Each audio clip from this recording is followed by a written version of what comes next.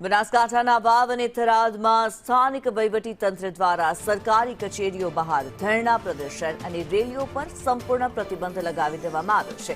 જિલ્લા કલેક્ટરના કડક આદેશ અનુસાર હવેથી સક્ષમ સત્તાધિકારીની પૂર્વ પરવાનગી વગર કોઈપણ વ્યક્તિ કે સંગઠન ઉપવાસ કે ભૂખ હડતાળ પર બેસી શકશે નહીં। આ નવો નિયમ કલેક્ટર કચેરી, મામલતદાર કચેરી, ટીડીઓ ઓફિસ, નગરપાલિકા અને પોલીસ સ્ટેશનની 200 મીટરની ત્રિજ્યામાં લાગુ પડશે। જાહેરનામા અનુસાર કચેરીઓની આસપાસ 4 થી વધુ લોકોના એકઠા થવા પર રોક લગાવી દેવામાં આવી છે।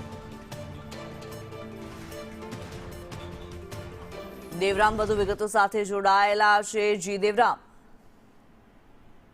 જે ચોક્કસથી કેન્દ્રની વાત કરવામાં આવે તો જે જિલ્લાની અંદર આ શાંતિ જે દોડવાનો પ્રયત્ન થઈ રહ્યો છે, ત્યારે વાવ થરાદ જિલ્લા કલેક્ટર દ્વારા આદેશ કરવામાં આવ્યો છે કે કચેરીની બહાર કોઈ ધરણા કે પ્રતિબંધ ઉપર જે રાત્રે જે જાહેરનામું બહાર પાડવામાં આવ્યો છે, અચાનક અને પરવાનગી વગર કોઈ ધરણા કે ભૂખ હડતાલ કરી શકશે નહીં। જે સરકારી કચેરીઓ છે, કલેક્ટર કચેરી છે, મામલતદાર કચેરી છે, તેમજ નગરપાલિકા છે, પોલીસ સ્ટેશનની અંદર આજુબાજુના 200 મીટર વિસ્તારની અંદર નિયમનો અમલ કરવામાં આવશે। તેમજ જાહેર રસ્તા છે તેમજ કચેરી આગળ કોઈ 4 લોકોનો ટોળા ઉપર પ્રતિબંધ કરવામાં આવ્યો છે। આ આદેશ 26 મે થી 9 જૂન સુધી અમલી કરવામાં આવશે। જે આ કાયદાનો નિયમનું ઉલ્લંઘન કરશે તેના સામે કાર્યવાહી કરવામાં આવશે। જી ધન્યવાદ દેવરામ આ માહિતી માટે।